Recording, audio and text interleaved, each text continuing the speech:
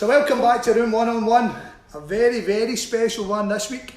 You will notice I'm not in my usual cupboard, but rather the fantastic environs of the Brazen Head, the best Celtic and Irish bar in Glasgow. So we've got some very special guests with us today, but before I introduce these gentlemen, I'd like to obviously introduce this gentleman. So I've got Liam Power with me to help me along today. So Liam, how are you? I'm good. It's long shanks normally. I wouldn't be as nasty as sitting right beside you, you know. Very well, my friend. Right, 55 years, 2 months and 24 days ago, a group of men from Glasgow and surrounds immortalised themselves to all who followed this fantastic football club of ours. And to be honest, talking for me personally, I can't wait to get into this. So, it's with that I would like to welcome my two fantastic guests. I've got Joe Lilley and I've got Desi Garrity. Well men, how are we? We're great, thank you. We're ready for it. Fine. I'm ready to go. Ready for it. Right. You're a long time coming telling my story. Yeah, that's it. Aye, too famous. Right, before we get into things, it's always traditional in my shows, not me and Liam's shows, but he's following me now, is that I'd like you guys to introduce yourself before we kind of get rattled in the ins and outs of what we're going to talk about. So Desi, we'll kick off with you, alright? Tell us a bit about yourself. Who's Desi Garrity? Why does he support Celtic and why are you sitting here? Well, why does support Celtic? I was just brought up with both my parents were Celtic daft, and you know, it's just followed them all my life. Big part of my life, major part of my life. That's about that. That's it. Don't get a choice, do you? As far as Celtic go. That's it. Where are you free? Originally? Oh, aye, Rutherglen. Born and bred in Rutherglen. Up a Vogue. Used to run the bus. Used to run the bus. With wee Geordie Lamb. Aye, that was before it was a baby bus. Good. And Joe, what about yourself, sir? Well, I was originally from Parkhead, you know, and went to St Michael's at Parkhead. That was the old St Michael's, the one that's there now. It's been there for years, but I went to the one that was in Salamanca Street and Nisbet Street. My granny was in Springfield Road, so you were never away from your grannies. So every Saturday we're down there, and my cousin Isa, she would come from Toll Cross, and my Auntie Mary, my Uncle John, my cousin Isa, they would go up to Celtic Park for the big games, right? On the second Saturday, then the reserve played, you know, every second week. Yeah. And then it was, do you remember there's the white shirt with the wee shamrock and green sleeves? I remember it well. Uncle John would take me up there every Saturday, and then it was Jimmy Johnson, Billy McNeil, they were all boys, real boys, you know, and that's what hooked me on Celtic. My first big game, I can remember my first big game well, and it wasn't at Celtic Park.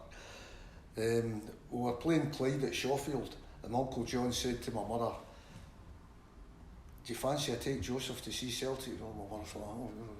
But however, I went, and it was one of their games, 1-0, 1-8, 2-1, 2-8, 3-2, 3-each, and Bertie Peacock scored a screamer for about, to me it was about 35 yards, and we won it 4-3.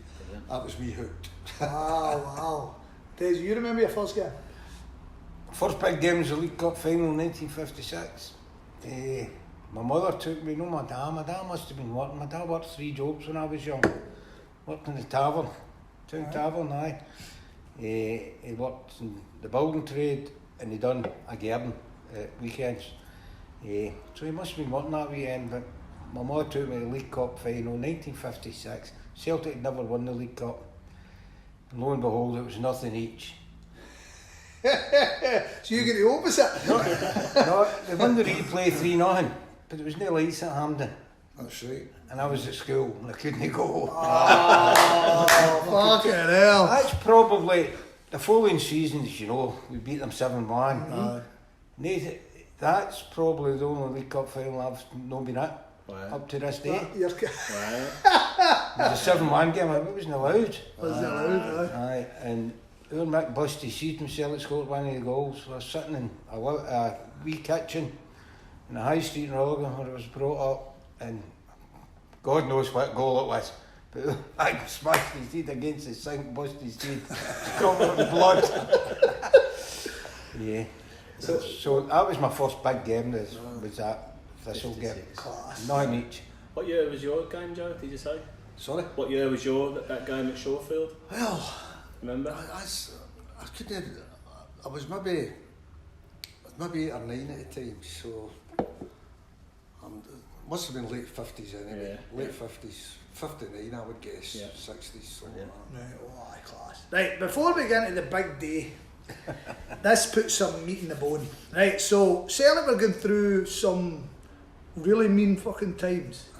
We all sing about the famous League Cup, the 7-1 and 57, but come April 1965, Celtic were heading for an 8th place finish as Kilmarnock were edging out Hearts for the league title. Now, we'd already lost the League Cup final with Rangers. Our manager, Jimmy McGrory, had departed the club after just under 20 years in charge. And he's been replaced by a man who played in that 7-1 game. A 3-2 win over Dunfermline changed everything going ahead. So for you guys, what was it like supporting Celtic that time? Because sure, you've been to that final, you saw the 7-1, but that's all you've had. It must have been fucking rubbish. It never seemed like that to me. Definitely no. I mean, it was just part and parcel of my life. Aye. What did you do in a Celtic? You went to see Celtic. I mean, home and away, didn't you? Home and away, that's it. Aye. I remember going to Easter Road in the Hall bus. You'll not remember the Hall bus, but the parochial hall was East King Street up to the police station. Mm-hmm. And do you know, it couldn't have been long after they won the Coronation Cup. When was that? 53? 53. Because I remember the headlines said it's Coronation Cup all over again the following day. And I'm sitting in the bus and Johnny Romanski was on that bus, you know. Oh. Johnny Romanski, the safe cracker, used to go see your Celtic and all. And he used to give all his vein sweeties. But you know what? That's my first clear memory going to an away game, but I was just brought up in it. I mean, I would never have dreamt of doing anything else but supporting the I Celtic. suppose the thing is as well, back then, it wasn't like if Celtic didn't win, Rangers would win everything because Kilmarnock were good, Hearts were good. And all that, you know, aye. so he wasn't, you know, in this day and age, if you It's a don't good win something, point, aye. you kind of think, well, Rangers will win it. If you don't win it, different probably for you guys back then, wasn't it? Well, I was the same, the Down Craig Celtic Supporters Club up in Castlemont. Aye. The thing with, I can remember going away up to Aberdeen, Christmas Eve. My mother was going mental. She was going, you can't go on Christmas Eve. But away we went. And of course it's snowed, you know. It was a hectic getting home, let's say, you know. But we arrived back at St Mary Mary's Chapel, 11:45, just in time for midnight mass. That's perfect time. Unbelievable. However, Was we Pat? Did we Pat? Pat Anderson. I knew Pat well. Aye, I became aye. really friendly with Pat. They actually called it the Pat Anderson It's Celtic called Supporters that Club. to this day. Aye. I met He Pat was- Hamden. Pat 2 or 3 went games everywhere. ago. Aye. He helped run it. Him and forget John Mackenzie. John was involved. Mackenzie. Aye. He's a great fellow named John Mackenzie. He was a counsellor. Aye, councillor, aye. That's right. Aye. I remember I John. met him in Vegas. Did you? Aye. I met That's- John in Friends reunited here, man. Fucking hell. So the two, you're not too despondent at this time then, so you're not kind of too low, we haven't won anything for 7 or 8 years. and- Just the way it was. That's just the way it was. Celtic was your life, you know. Yeah. There's very few constants in your life, and one of them Celtic. Yeah, you know what I mean? So what about the Jimmy McGrory part, right? So Jimmy McGrory's been the gaffer. He is the man. Your whole Celtic life, and then he's out the door. He's out the I door. mean, what's the thing there with you boys? Is it one of them ones? Oh, Well, my thoughts on it then were it's nice to have a change. Jimmy McGrory was smashing. Great Celtic man and all the rest of it, you know. But it was nice. Well, Jock Stein had left and went to Dunfermline and then Hibs and he'd done well. So it was nice to see somebody with a bit of savvy, as you thought at the time, coming back and he knew the setup. See, given it's a different time without social media, all that sort of stuff, are you guys keeping an eye on Jock Stein? Are you kind of aware of what he's doing at other clubs and kind of because he's been a big player for us before? I mean, then? that's certainly many others, we just felt it was going to change. Yeah. I mean, within months we just, I mean, I can remember, we just knew it was going to change. Yeah. We were going to start winning things. I mean, it was... It can't be stressed how wild it changed. We were talking about it in the Wigan on, we're going to touch on it now, but when I was doing my research, and God, we're all sitting going like that to big hands, see what Jock Stein done? My God. Oh. My God. Right, so to get into it, right, so the Celtic had won the league title at that point by 54. We've just got the Scottish Cup. The Scottish Cup means something a lot better than the League Cup, I think, right? But here was one that kind of I wanted to touch on. I was saying to Desi in the way, my dad spoke to me about when we were in the European Cup semi-final against the Hungarians, and I was like, what are you talking about? And he says, 1954, was it 54, is that right? 54? No, 55, sorry. 55, we were in the European Cup Winners' Cup semi-final against MTK Budapest. Was it a Cup Winners' Cup? Cup Winners' Cup. Was it? 1950. No, sorry, that season coming up, there's me saying that, 1960, 65, because we won the Scottish Cup, 65, we got to the European Cup semi-final. That's right, MTK Budapest. MTK Budapest. Oh, don't forget, 3-0 at Paris. 3-0 at Paris. Beat 4-0. Aye, that's right. We weren't going to change it, was what they said, even before the game, we're going to change it. And that would have been our first ever foray into Europe as well, eh? I wouldn't think so, no. No, Valencia beat us. What year would that have been? Christ, when we played Valencia. You had a competition called the Fair Cities Cup. Fair Cities Cup. And that sort of a... Sedan Torchi. Aye. A French team called Sedan Torchi. By the way, remember the French called Rick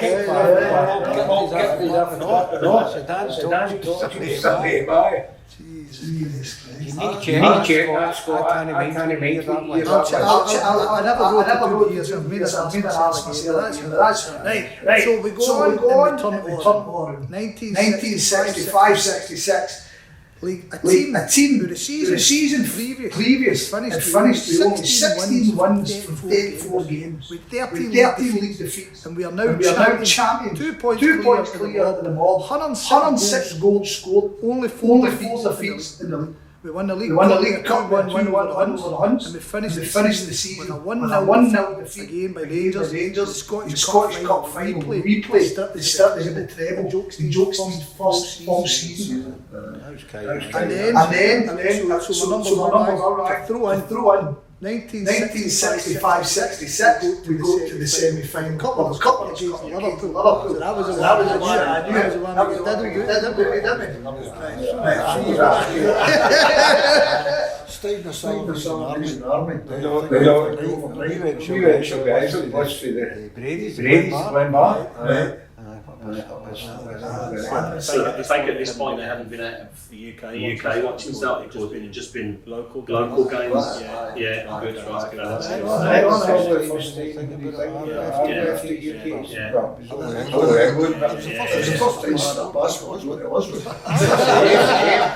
get there. So see the start of this season then. So the start of his first full season, what are you seeing different about the team or about the way we're playing? What was the big transformation in Celtic at that time?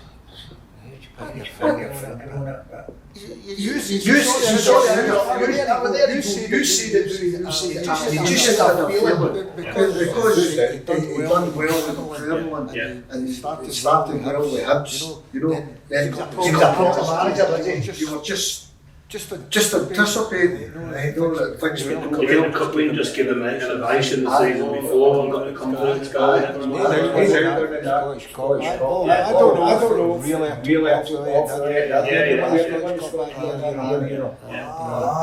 Really some game. Still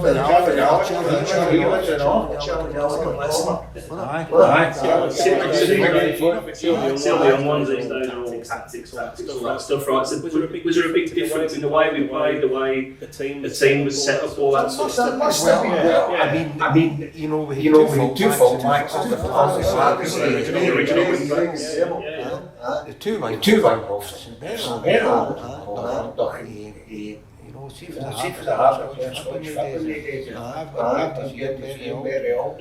I mean, They're very sharp as nails, you know. they talk about And they played with a ball. Aye. I mean,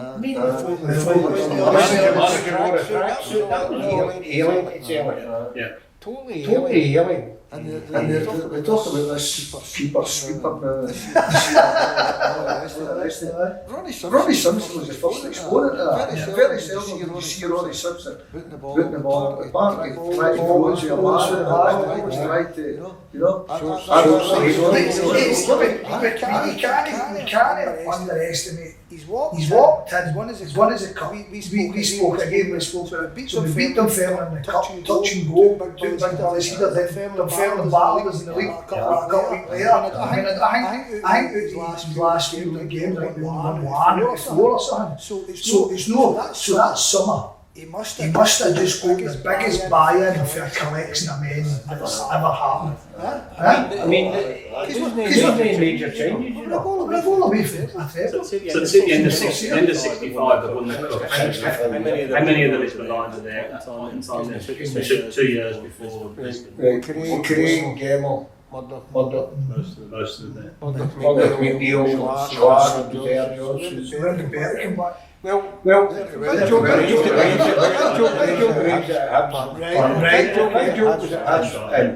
we better got a phone call when he was at Birmingham. He was asked to come to sell it and Bertie said, this is the story, Fee better. First hand. He said to who's asking, he said, Jock Stein. He said, Jock Stein manager house. He says, watch your space. So we bet a lot of Birmingham. He was coming back. So Transsold, Lennox. They were all there. No Hughes. Big Yo. Charlie Gallagher, John Fallon. They're all there. You know, I used to say, Big Joe gave them method. Didn't. I mean, they could play some fast games before. Just makes the transformation more amazing. Bobby was inside right at Jock Stein came. That's his position, which is an old-fashioned inside right. When Jock Stein came, he dropped him back to right half. Things like that. I suppose you could also say there was a bit of kind of apathy with regards to glory. How could you be there that long? Everybody knew his methods. So maybe they were all just playing under themselves. I also think Kelly was a big Jimmy McGowan. Just done Big job. You know, Kelly still committed to this Newman. And talk the players, Big Joe, he would still know these Kelly, I mean, Big Joe transformed the whole club. I mean, training, all the rest of it. I mean, under Kelly, they were gentlemen, don't do this, don't do that. You know, well, and Big Joe like to beat the Rangers. Big Joe He wasn't sure that we were going to get him as a manager, you know, because he obviously that was his ambition to come and do that. He wasn't plain sailing getting in through the door, was it? You know, it took a bit of time to get He was supposed to. So you think you do some of sorted the things out, and we were in the quarter-final in the cup, weren't we? Joe came in as a seven. I mean, he was only charged 2 or 3 cup prize. Did he get Bill Shankly to replace him at Hibs when he left Hibs? Is that right? I hope so. That's right, yeah. He was he? Yeah. So it was a kind of blessing when Jock came. Then made Sean Fallon his assistant. Sean Jewett Robinson. He was his wife's dope. He was his shifty. Assistant manager and all that. Is that right?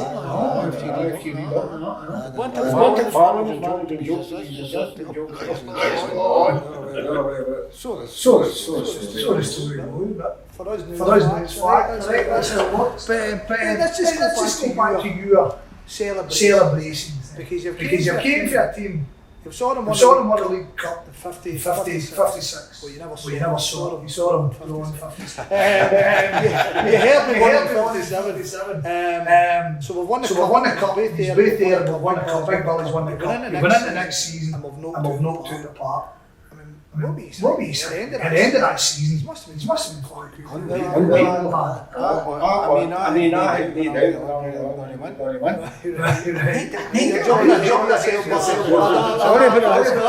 a year ahead of yourself. So this is still the best team to follow. See, that's you touched this by the nice summer. Tell me the Liverpool game. That Anfield. The 2 years we did to Liverpool. And that was the Euro. That was a couple. That's right. Yeah, played. We'd have been good. So we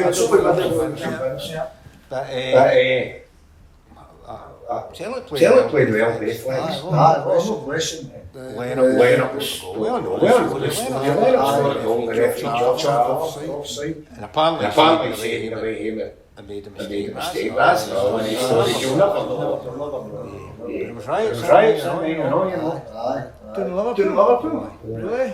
Oh,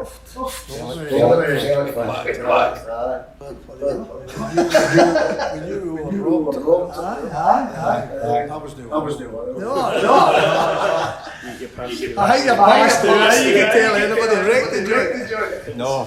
Same season, 66. 65, 66 is the crowd different. It's much busier now. Big difference. Expected big things. And we're getting there. And I can remember. Do you remember where we won it? That season. Where we won the league. For Park. Exactly. Aye. And I was on the park. We won it. 2 points.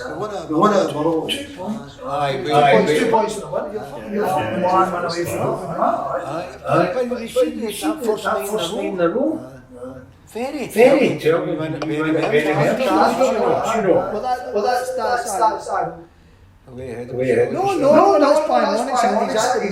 I'm sitting looking at it, and I'm expecting Celtic to be the best team in the world and all that. And as you see, a French touch and go. It's a lot of That's interesting enough. We'll come to that in a minute, just about how you were feeling about the European Cup. So in fact, we're right at that. So you've just missed it. You were asking about attendance. See that Scottish Cup final, the Rangers beat us. The replay. See the first game, over 100,000. See for the second leg, 80,000 for the replay.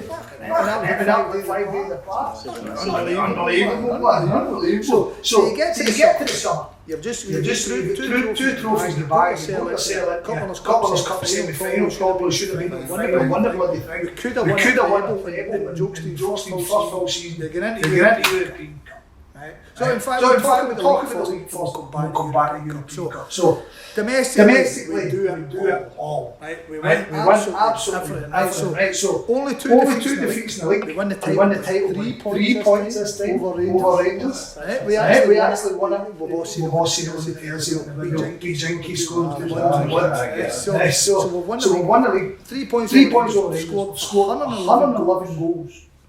Right, we retained the League Cup and the win over Rangers. Bobby Lennon scored the winner, and then we do Aberdeen in the Scottish Cup 2-0. Wallace scored both of them. Right, so domestically, guys, he's a win. Nothing to fucking everything.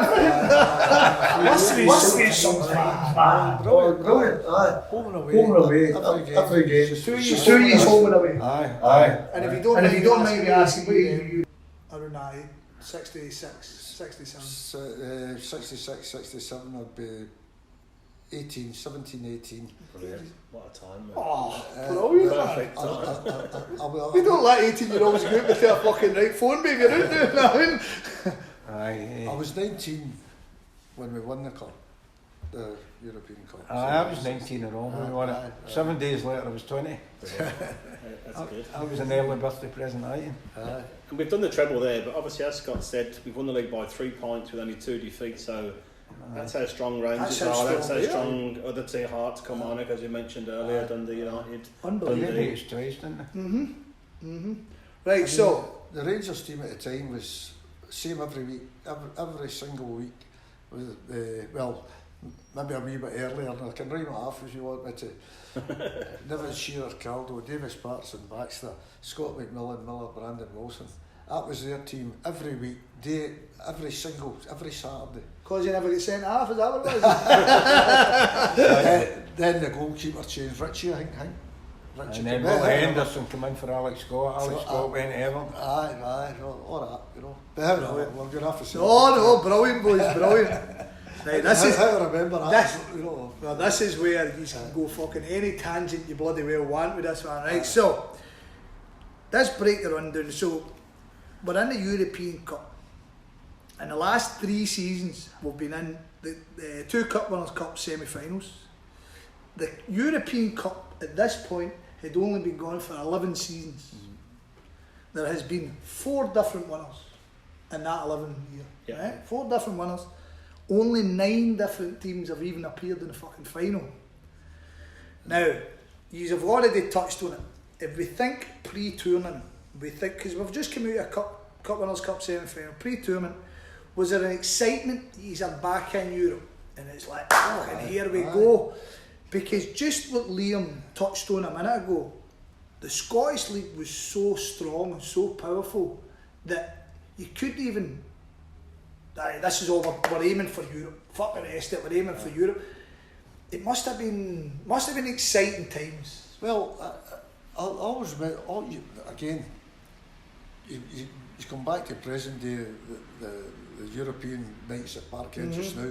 The European nights back then were just phenomenal, just absolutely phenomenal. You know, you look forward to it. You know, and you were all standing and you never had your seats, and it was a big 6 floodlights, you know, that thing. What sort of crowds would there be back in them days?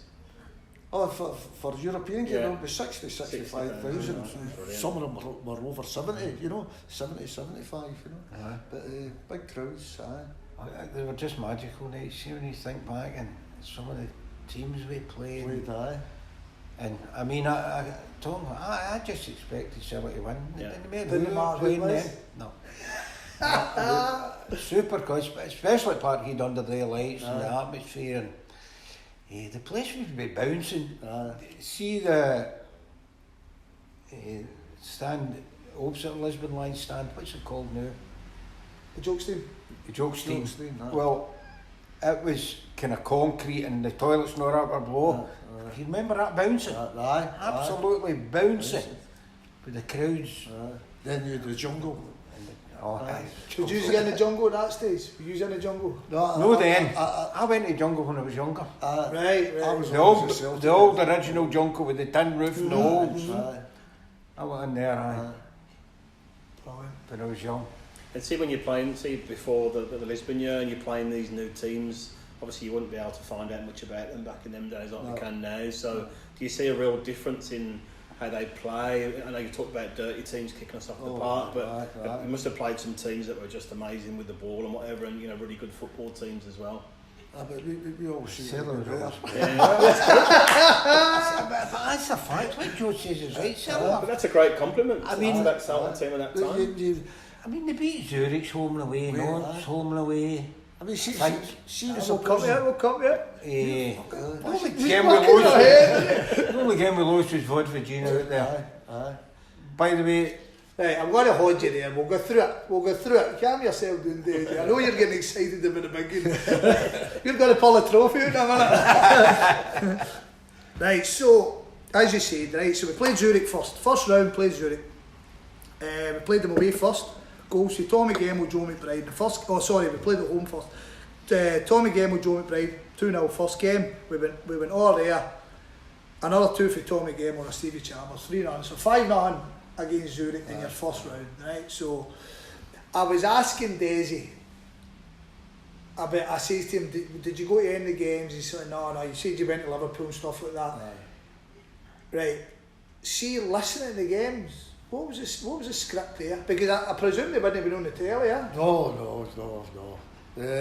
It's quite difficult, you know. But you done your best to listen to the games. I was doing this phone, this carry on, you know, nothing like that, you know. So you just had to tune in and hope for the best type thing, you know. BBC Radio Scotland. I listened to football on the radio as well. That'd be nice. Somebody Francis, wasn't it? Kevin Francis? Was it Kevin Francis? Something like that. I'm sure that all the games weren't on the radio. You know, some of them were. Right. So you had to, some of them, right? But you're telling me that Celtic are in fucking punting through Europe and you had to wait for the fucking... Where I mean, like the news or something? What were you waiting for? A fucking paper. The paper the next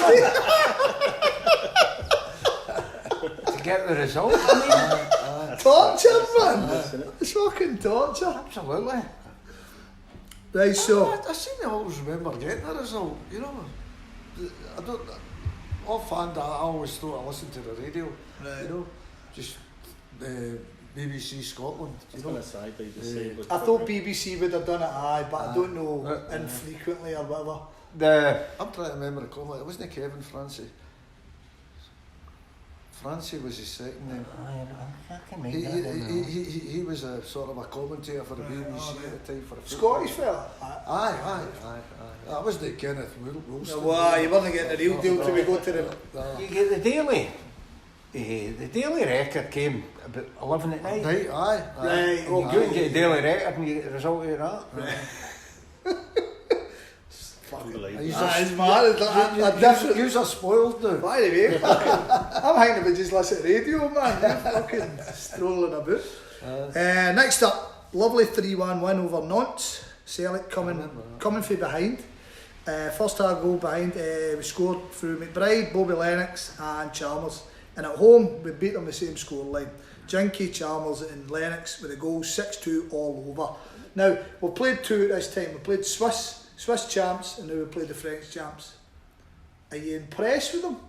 Or is it a case of just Celtic are just steamrolling? I think beating the French was a big deal. More than beating the Swiss. Of course, you just know, with stature. Aye. So that kind of gave you a wee booster, didn't it? I mean, the game at Parkhead, they never impressed me at all. The French team, I mean, you know, it's hard to detail just how good that Celtic team were, you know, when they were when they were on their game. I mean, you know, I'm concentrating on watching Celtic. Of course, it's hard to remove yourself from the game watching your team in it. Because if they score against you, it's a bad goal. We let that goal in rather than they were good. You know, it's just even the day when I go to see the Celtic, I don't really see much of the other team until I watch it again on the Monday. That's how you listen to Room 101, isn't it? Absolutely. There's no seeding or anything in these days, is there? So it's just a straight draw. So you don't get the best or the worst in the early stages. You're not kind of doing that trajectory. Which is magnificent. And see for us proper football men, that's the way it should be. If you're the best, you beat them eventually. It's not a case of try and keep all the best teams. I think it's corrupt now. You're no kidding, man. You're no kidding. If things weren't going well as what you'd hope, you'd always great faith in Jock Stein and changing it. Always great faith in it, you know. And see, obviously you two guys weren't travelling to these games at this point in time, right? But was there any Celtic fans going? Was there kind of a small handful of them going to these early games, or was that not really the... I remember Tony McGuinness used to go to all the games. He was a brilliant businessman, but he was also a friend of Jock Stein. Right. And when you say businessman, well, cut that. So, you know, as far as I know, there wasn't a great deal of run-of-the-mill punters going to... Tony Queen was his pal. Tony Queen, aye. Yeah, that was Jock's pal as well. That's who he was in the car crash with. Aye. All right, Tony Queen and Jock Stein. So, you know, it's an expensive business going abroad Of in a course, way. it still is good. Aye. So, no, I didn't know when it went to travel to any of the earlier rounds. No. No. Right, okay, so you touched on it a minute ago. So Vojvodina, one of only 3 defeats of the season. A 70th minute goal from Milan Stanic. It took me long enough to find out that guy's first name. By the way, it's no wrote in many places. Milan Stanic was enough to take the win. Now, from my research, it was said that Celtic defensively were immense on the night. However, a defensive mistake by Tommy Gamo allowed the winger to run in 1-on-1 and score the winner. Now, of course, Celtic overturned this result with a 2-0 home victory. 2 second half goals from Stevie Chalmers and 1 from Big King Billy himself, taking us through. Now, this was the quarter-final stage, and this was at the point that the champions, Real Madrid, were knocked out in their arse by Inter Milan. So that game, that night, you touched on it, the famous header by Big Billy, taking us through 2-1. That must have been, you must have started getting a wee, oh, fucking here we go at that point. You started getting excited. You definitely did. But Bill, that night when that goal went in, the noise was definite. Oh, absolutely definite. I was behind it. I was that's goals. I was behind. I was with Jim Wilson, my cousin Jim Wilson, James Kelly's grandfather. Yeah. That night, Jim and I were going ballistic. Amazing. I felt then we could go all the way. Really, aye. Fucking you're tingling away Walking myself. down Kinnair Road, the railway, the right hand side. Aye. Talking, says we can go all the way this season and that. At the start of the game, you're still confident. We've lost the first game away. You know, it's only a goal in it, but that's not too bad. But you're still thinking we're going to do this now. Some we still can't do now. I mean, it'd been round about then we were starting to sing for the best team in the land, and right through the whole team. You remember that, Joe? Aye. We've got Ronnie Simpson, then our number 1. We've got Ronnie Simpson. That's right through the whole team. I'd be all for that. 2. Back right now, I'll tell you. I'd be all for that. Aye, right through it, and it was around about that time we'd start to do that every game. To get excited. I think like Scott said earlier, though, you know, you're in a real title challenge. You get into cup finals, League Cup, Scottish Cup finals, so you're not really all on one thing. You know, you're just going from game to game. Every game's a big game at that time because everything's so close in there. It probably helped, didn't it, really, because you're not getting too distracted by one thing. It's just keeping it going. Keeps you going. Every game at a time. So. And there's a big gap between. There's not a big gap between the games. So I think the first couple were pre-Christmas, weren't they? And then the quarter-final was Nantes was March. December, and then your fucking Vojvodina was March. Aye, decent enough. And you're doing a lot in the middle of that, because I think the Rangers game that we ended up winning the league, that was a cancellation for January. That's right, wasn't it? Because I think that was their final game of the season. Was that? Aye, we'd still come on it. We'd still last one, aye. Well, moving on a bit, the thing we did is we won the league again against Rangers in a cancelled game. I think it was 79. You know, the game was cancelled in May. I'm moving on. Just a fucking well, you missed it the game itself. I was working abroad at the time, and my brother-in-law got me a ticket for an Derby game, and it was cancelled, and it was thingy to me. That's the 10-man one. 10-man, Johnny Doyle, ordered off. You know, but anyway, I've jumped here. That was another game we won. Don't worry about it. Plenty of time for that. And just look, Scott, before you moved on, massive result you said there. Inter Milan have taken Real Madrid out. So this is the 2 main teams from the history of the short history of the competition. If I'm right in writing, I've no go to do it, but if I'm right, Inter Milan had won it the previous seasons to Real Madrid twice in the bounce. So Inter Milan, Real Madrid, and also Real Madrid have already got to 5 right at the start of it. So you're in against the fucking. You're wanting them to take one of them out. Do you know what I remembered? See when the draw for the semi-finals made, I wanted Dukla. Right. Didn't want in it. No. Wanted Dukla Prague. Can't remember who Inter Milan played, but I wanted Dukla Prague. I reckon. It was like As I remember, Bodo Glimt, you know, never heard of them, we'll beat them. I think Inter Milan went to third game, did they know, in that other semi-final? And they make well I'm pretty sure they did, I'm pretty sure they kind of just eked through. But, right, so we get to the semi-final. That 3-1 win at home over Dukla Prague. Jinky, Wally Wallace, with 3 goals for a very famous, probably the most famous 0-0 draw in fucking Celtic's history, I think. So, there was a game, I don't know if it's in this run, is this the game where Jimmy Johnson was told, if we win the game by enough, you don't have to fly? No, that was Red Star Belgrade. Red Star, apologies, right, I wasn't sure which one that was. I think what's worth a mention here, as we're moving on, when you said who scored the goals there, Joe McBride. You know, absolutely phenomenal. So when did Joe McBride he got injured? Christmas. Christmas time. And he still ended up the top goal scorer in Scotland.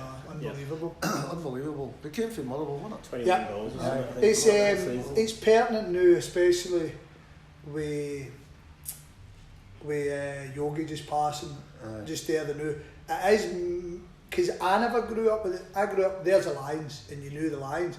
I never knew it was John Fallon. I never, like, my dad would fling him out, John Fallon, Joe McBride and that. But I grew up, that was the Lions, and let's be honest with it, they were all fucking Lions, weren't they? Joe McBride, they were all Lions, man. That was definite. They all deserve that degree of respect the same way. That's why I thought it was worth a mention. Yeah, because I read something about there was 20 of them or something got on the team plane to Lisbon, and it listed 6 players that had taken part. I've not heard of 2 or 3 of them at all. You've got to remember, that was the first European Cup final with any substitutes, and that was only the goalie. They didn't have substitutes. So they couldn't have any of the boys as substitutes. I mean, Charlie Gallagher. Right, so Wally O'Neill, so 3-1, and we're going on there. Well, we're going to Lisbon. You're booked up. I'm booked up. You're already booked up. You booked up.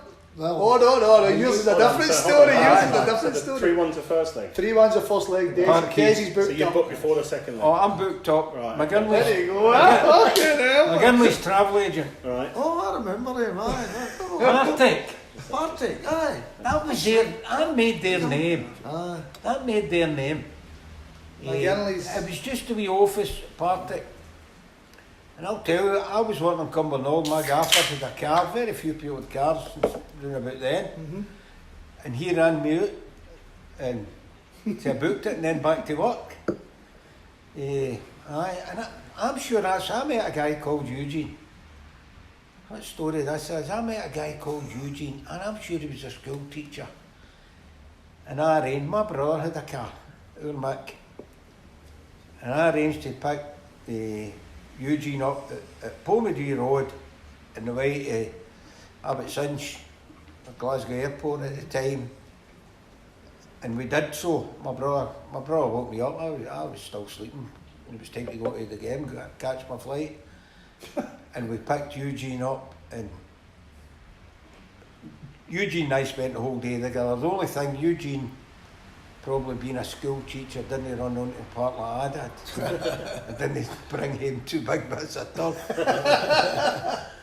But you know, I've never saw Eugene to that day to this. I think he was a copper. I think he was keeping an eye on you. I think I was a skip. I was keeping an eye on you. But I was... So what were you booking here? Was it a flight, or was it a hotel? Was it a No, I went in the same day. Just a right, in and out same day. So that's and what do you you Really early morning flight. much did skin you? I think it was about 27 quid. What I was including the ticket. What would have been your wage, a weekly wage at that point? I can't mind it. Nah.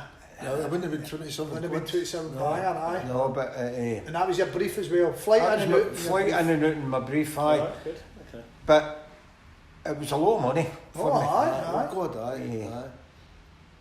I think my mum and dad helped me to pay it, and I had to pay them back over a few weeks. Ah, brilliant. Okay, that's brilliant. So you've not booked at this stage, Joe, so we'll hold fire with you. We'll hold fire with you. So Celtic won 3-1, and then we went all there, and we've drew 0-0.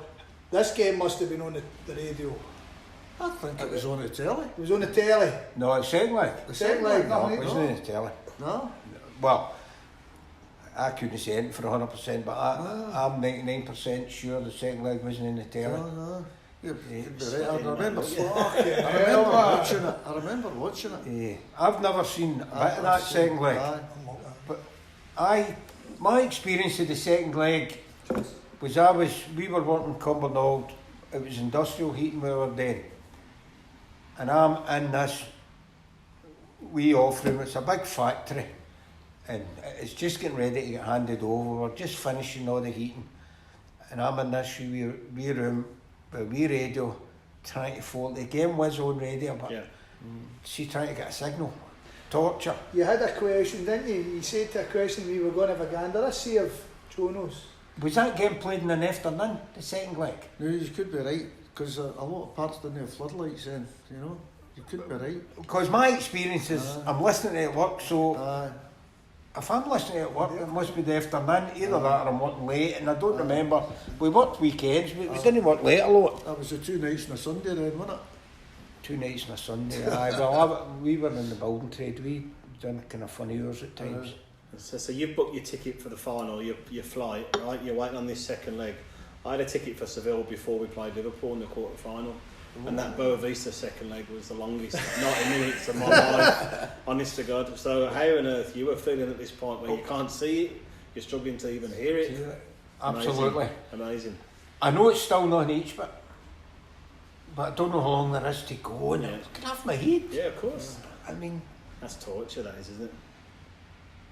Does it give it time? So I'm going to try and see if we can find it there. But just to answer the question, CSK Red Flag, that's who Inter Milan played, and they drew one each both legs, and they beat them 1-0 in the third game. I don't know. It's got 25th of April, 67. We know fucking. Hey, we don't know. We've got them here, have we not? Kick-off times? Well, that's a home game. That's a home game. Actually, Inter Milan were in a bad run then. Well, they are. At the time coming up to the final. Coming up to the final, they only won one of their last 6 games, and they lost the league by a point, and Celtic beat them. So they were in a downhill spiral then. But they were still champions, weren't they? You know. That's it. Aye. And they're still. I mean, they had a game to play, didn't they? But again, so we'll come at that. Somebody listening will tell us whether the game was afternoon or not. Somebody listening. Aye. Once we get it pointed up. Right. So I'm at the end of my notes here, boys. Right. So this is where you two come into your element, right? So all I've got here is just a big bunch of questions, right? Just before we jump on to the final. So what did you do for the semi-final second leg then? Were you? No. Do you think you were listening to it or? I'd at least listen to it, but for my mind it was on the telly. I don't know why. But however,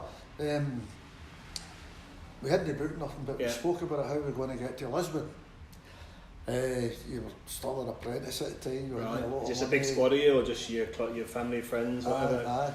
But me and my mate Kenny Wilson, who I went to all the games with, then, you know, and Stolp, we went to school together, Stolp, pal. He lives there, been in Dunedin almost 50 years. We talk all the time, and the two of us come up with this plan.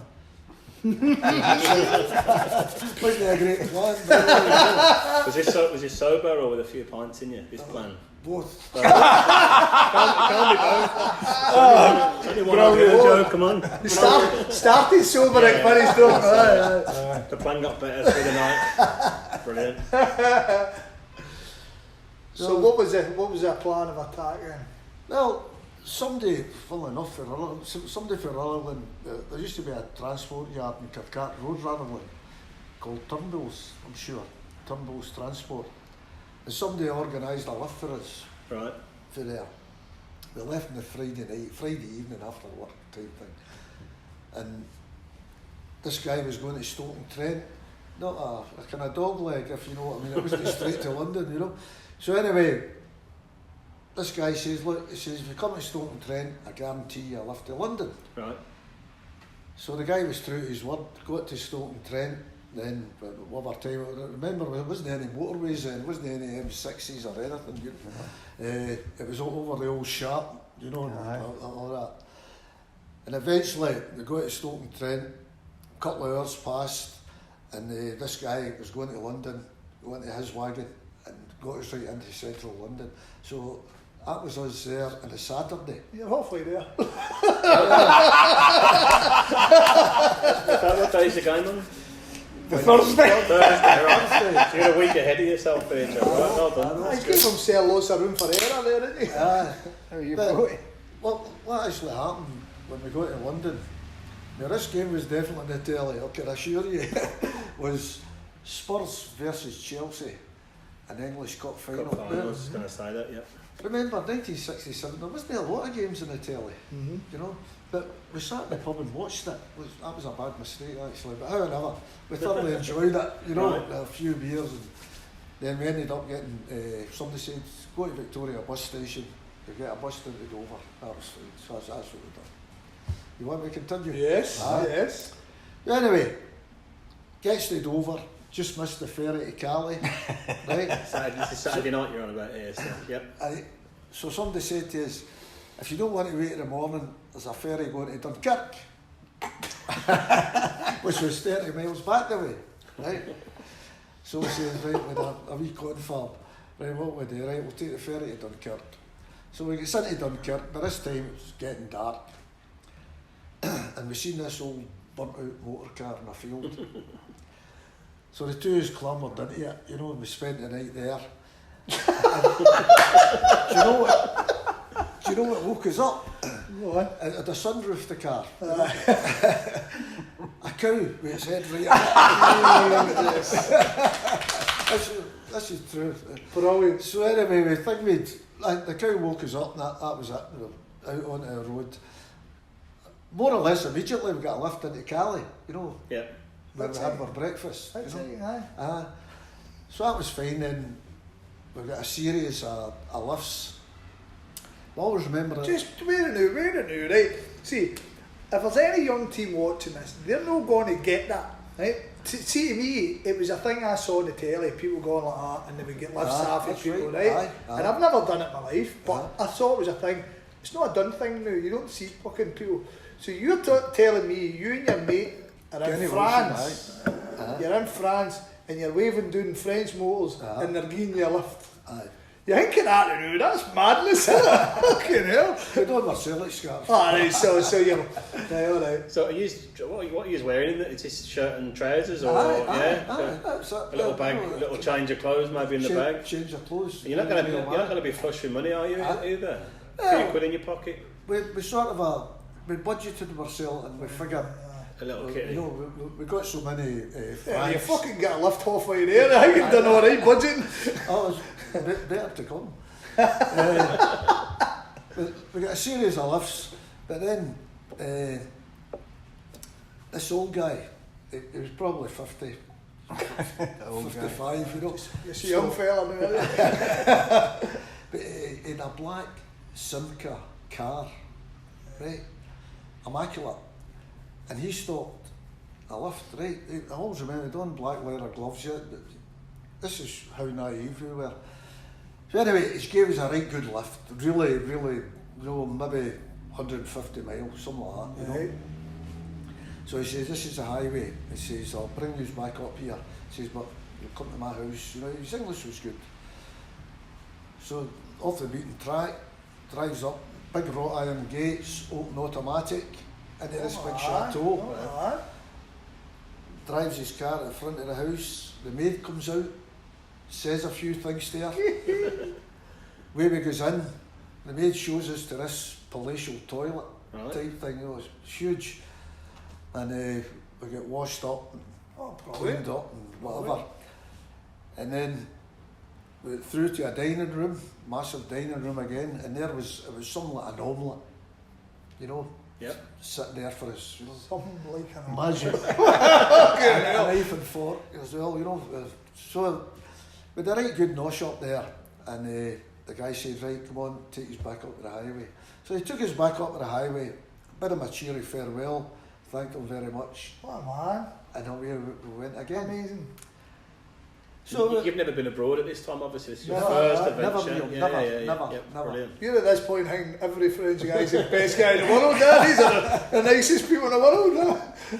But we got a series of small lifts again, you know. And then this English guy stopped. And he says, "You want a lift?" Certainly, you know, we jumps in, you know, so we started talking to him. He says, "Look," he says, "I'm going right to the French-Spain border." He says, "But I'm stopping overnight in Bordeaux." He says, "Right, what do we do here?" Right. So anyway, we hadn't really seen a bed for a few days, you know. So he said, "Right, we'll just stay the night in this hotel." And this guy paid the bill in a hotel. His name was either, it was something like Bob England or Bob English. I think it was Bob England. Because when we were at the hotel reception, they asked for your passport. You know, I'm the first passport I had. I'm reluctant. How much it's cost me? You know what I mean? Aye. A visitor's passport, it was called, wasn't it, Des? British visitor's passport, that's right, aye. Passport, you know. Yeah, but the only, see the passport, they only valid for what? 6 months. 6 months. Aye. 7 and a half. So, again, you need to explain that. 42.5p. Right, Something like that, aye. Aye, that's what it was. That was a lot of money, Brad. But the thing made... No, you'd be flush at this point, you'd be spent very. Anyway, takes us this great distance and we ends up in Bordeaux. And as I said, and there was a bit of confusion with his passport. They're going British England, you know. But however, we got all that sorted out and I'm like, handing over my passport. And right, Kenny was the same. So we get up to the room, gets washed, changed, maybe a bath. And we went out to a Chinese restaurant in Bordeaux. Wow. I said to Kenny, I says, "Look, this guy's paid the bill, you know." So we bought him a Chinese meal in Bordeaux. Well done, well done. So then, next day away we went again. And we ended up at the French-Spain Bank. It was called San Sebastian. But just inside Spain, there was a very small town called Irun, I-R-U-N. Right. And somebody said to us, "Listen, you can get a train for here. I'll take you right into Lisbon." Right. Right, jeez. Jeez, you know. So we said, "That sounds good to us, you know." So the train came, jumped on it, and you're expecting a load of French and Spanish, you know. What the hell? Loads of Celtic supporters. Brilliant. Everywhere. Anybody got a car? I wish I could remember Tommy's second name. He worked with the railways and he'd go on at Glasgow Central type thing and he would sing me all the way through.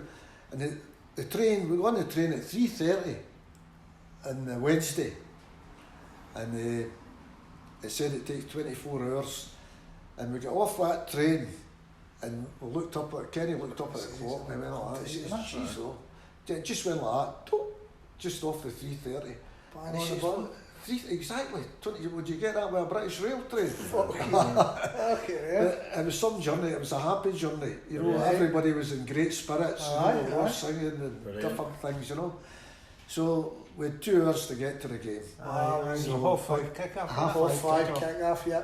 Mine wasn't as exotic as that. Aye. Have you any idea? Well, it was played on a Thursday, which was quite unusual.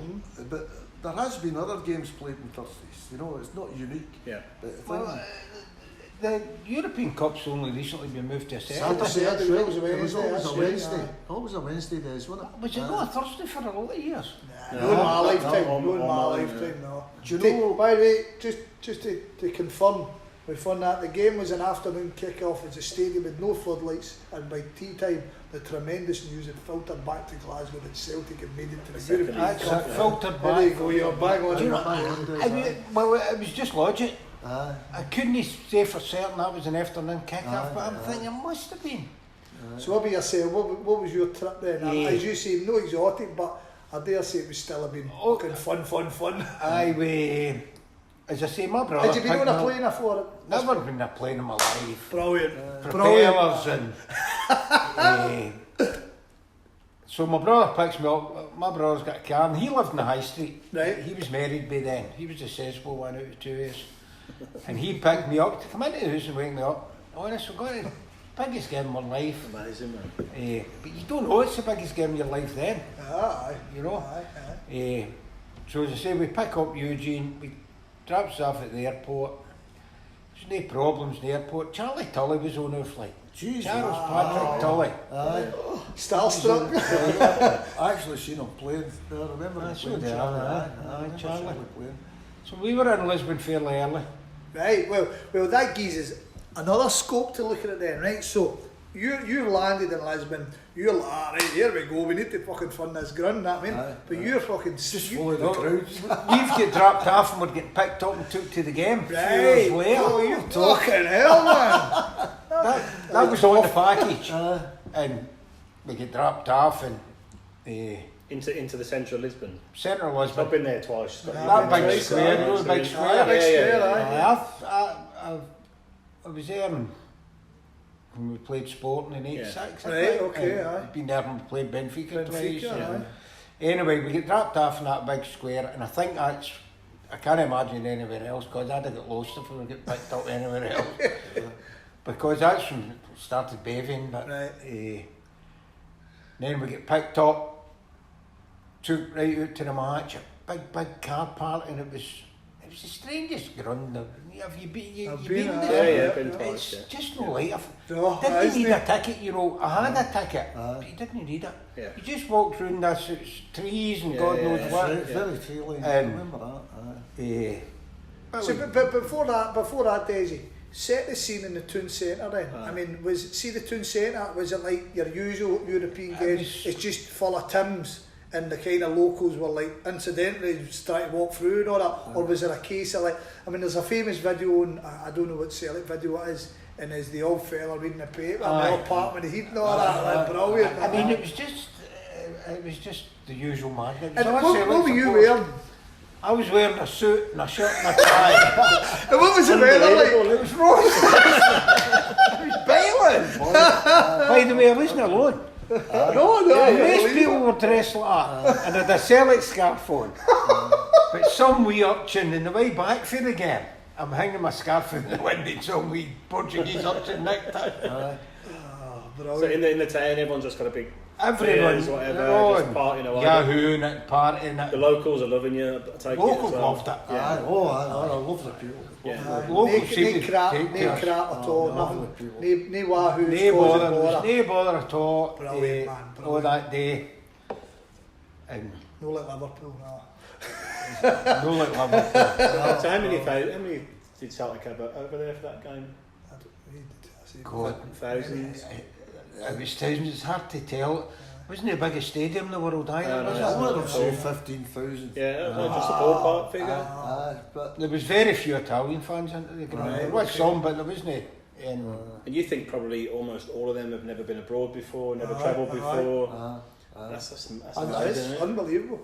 Especially when you flying down, because I've heard my dad tell umpteen amount of stories. And you're saying it's 27 banger. I mean, a lot of people, they all wanted to go, but getting 27 bang at that point is not as easy as like you've locked into your man dad's kind of thing. We'll help you. Well, There's a lot of people out there. Funny you should talk about that, Scott. My dad, near the game, my mother says you try to get him to go and he went down to a pub at, can't mind the name, it was down the south side. But anyway, it all fell through. My dad was so he nearly got. But that was only a few days before the final. He gets an awful chance. Was it the Holly Tree? No, it wasn't. Funny, I know the guy that ran it. It was Tony Adams, his brother. Tony Adams was a pal of my dad's, and they ran a couple of pubs in Rutherglen. I'm presuming this is the Tony Adams. And there was a kind of awful chance, but I think the price something happened, and my dad was so disappointed, but he didn't get it. But as I say, come back home, the airport was chaotic. It was madness. I was going to ask you that because I've read somewhere some guy who's, I think it was his dad, had went and got a load of money and chartered a load of planes because that wasn't the norm back then. So some guy took a big gamble basically and said, like, give us 10 planes or... I think that was McGinley. Was it? That's the guy I went with. Right, okay, so someone had done that and then... I think he organised all of that before because surely the second leg as well. Because Joe's story probably would be the norm rather than the exception. I imagine of that 15,000, we're guessing our numbers, but probably 2/3 of them got there by hook or crook, just like you. I'd say, I mean, I don't want this to sound... Know that you didn't respect the distance, but you just didn't know. Because like my dad's tells stories about hitchhiking around places, and he thought he was in London and he ended up in Wales and all this part. Just no clue what you're doing. And as you say, we'll get a moor, we'll drive down. You saw that, didn't you? You saw cars taking off. I think old Shuggy Kearney, that was what he done for Postal. A big squad of him getting a motor done. Did they? I think so. Well, Davy Jackson done the same as Joe. He hitched it. He's for a living. Class, man. Would there have been coaches and stuff going, buses going? I don't remember. Not any style of these days, but someone not to put a bus on and try to do it. I don't remember that at all. That'd have been a great idea. A lot of flights, a lot of hitch, trains and boats and planes, but fellas goes every way they could. And did you both know lots of people that were going, or was it one of them where you bumped into folk now like you go to a game? I bumped into Matt at one point. Right, at the Matt game. would be Bobby's bra. Right, okay. Aye, and Matt and I had been pals. We used to go and see Clyde when we were about 6 years old. Matt and I, when Celtic were away from home. Yeah. I bumped into Matt, but it was only a kind of short period. But everybody knew somebody that went. I mean, coming home was it was fabulous and all. Well, again, we're going to come to how you get home, but I'd say your coming home would be a lot more maniacal than that, man. Well, I think that my one big regret is I wasn't here for the team coming home. Right, okay. Well, this hard that. So let's get to the game itself. Right, so just right, sorry, Liam. Just as you're doing that, so we've both been to the stadium. I've been twice. So it's not like it's just next to the square. Yeah. It's a good few miles out the road there. You've got that big walk through the forest and all that caper. So what you got picked up because you were part of a package thing, you said, but were the rest of you just? Well, did you walk up there or were you? We walked it. We just come off the train. Yeah. You know, just followed the cavalcade. Lisbon Central is, you know, and you just. Anyway, it's a decent shift, man. That's why I was asking. You're cutting about with your wee tie on now. Was that after that point? I can't remember exactly what I'd done, but I was dressed appropriately for hitchhiking. You know, all right. Celtic scarf, you know. But as Des says, they were desperate to get your Celtic scarves, weren't they? Oh, aye. Very much. The Portuguese, they fell in love with us, you know. Aye, I've never seen it. Remember that Portugal was in a pretty strict regime at that time and all. Would they have been under a dictatorship at that point? Aye, and they'd never seen anything like us. Okay, political history and everything on this. You know, people for the wearing shorts and ties and it's 85 degrees or something. Or dancing about going mad. Well, that's the bit, because we've been there, it is roasting there, so you guys get to the stadium, you must be absolutely melting at this point. Didn't feel like you were wailing, got you? A few sherbets. 2 or 3 sherbets. The heat never affected me from the minute I arrived to the minute I got home. I never considered the heat. It was only, I suppose it was years later I thought, I was out there with a shirt and tie and all that when it was boiling. Never gave it a thought. Celtic scarf for Did you drink at the toilets at any point? No, I don't bother with that. There's a toilet in that stadium. That's a good point. Right, so the game, I don't know how much we want to kind of get into the game. We all know the game, how you felt at the time. I can only imagine. I'd never at any time think we were going. You were going to win it. Right, okay. Even if it was not 1-0 to them. All the goals were scored in our end. Aye. I mean, you just. I mean, when Ronnie does a back heel and all that, no give you kittens, you tell me sweeper keepers. No, if he'd done it today, then. Joe Hart's giving me nightmares, honest to God, I was never more confident in my life we were going to win that. I just imagine being that just amazing. By the way, I'm not like that today anyway. No, I know you're not, because it's not the same. No, but by then you're talking about the best team in the world. Absolutely, and I mean, well, you can see the whole game on YouTube or anywhere else, and that doesn't even do it justice. You know yourself, you watch a game on the telly, you're watching that much, you're not seeing them moving after the ball, you're not seeing pulling guys here, pulling guys there, aye. Absolutely. They pounded them, didn't they, Joe? No absolutely. I had no doubt we were going to win it. I mean, probably the star man that day was Sarty, the goalkeeper. you know. And the goalposts. But he's but you're saying that as much as see if Celtic had actually got what they deserved that day, would have won 5-6 nothing. However, the fact that you've come back for a goal down, it looks at one point like you're never going to beat them, and then you get the 2, and then you get the second one, and it must have been amazing. That's what saying about Jock Stein. You'd always have confidence in him. You know that he would talk to them and tell them to do this and do that. And when you got players like Jimmy Johnson and Bertie, all the whole Lisbon lines, you know, Bobby Murdoch, Powerhouse, all the rest of it, you know, it's amazing. When did they score the second goal? About 8 or 9 minutes, 7 or 8 minutes to go? I think so. Aye. Do you know one of my memories at the game? It just seemed to me that Bertie Auld had the ball out at the corner flag to my right as I'm looking at the game, which was the left one side of the park. He spent the last 7 or 8 minutes with the ball playing with them. Obviously it wouldn't have been like that, but he spent a bit of time out there and that way. I never thought for a minute they were going to see the new if Celtic are winning 2-1 with 8 minutes to go and it's on the telly. I'm going like that. I'm a bit of walk, right? Never thought for a minute they'd score it.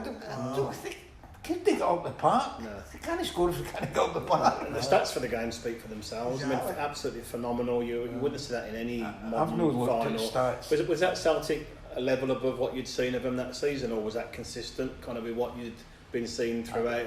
Probably that's the best they played. I think they kept the best for that game. I mean, it's hard to believe how good they were that night or afternoon. Well, it was, I think it 5:30 kick, so I finished about 7:30. So what time were you expecting back when you're playing? I mean, the play was, as you said, if it was chartered and all that, it was never going to leave without you, that part of that, so you were kind of caring anyway. I've got a feeling we get bundled on any flights on the way back. So we went straight back to the airport. The buses went straight back to the airport. Liam put the stats up for us, right? So, into goal attempts 5, Celtic 42. I mean, that's incredible. Shots on target, they had 4 of the 5, which is impressive. Decent. We had 24 on target. Shots off target, they had 9, which doesn't really. But 20 fouls each. We had 10 corners to their 9.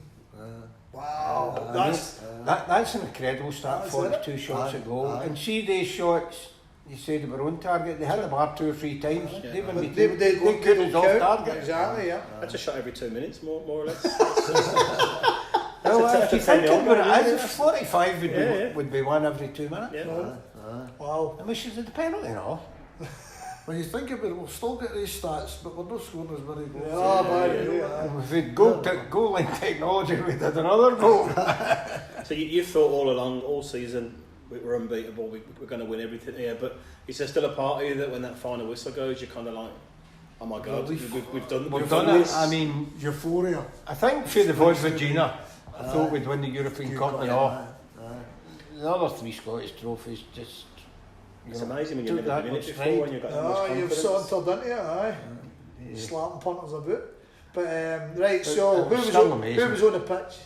I was on the pitch. Oh, 2 hooligans! You have to be there, wouldn't you? Looking right, man. I hope he's won the on early. I've dug up a couple of bits of the centre park. Joe's going to tell us it's in the paper now. Look. Are you in that, Joe? Just to let people know, Joe's brought some papers from the from the day of the game. That's Billy. Billy and that.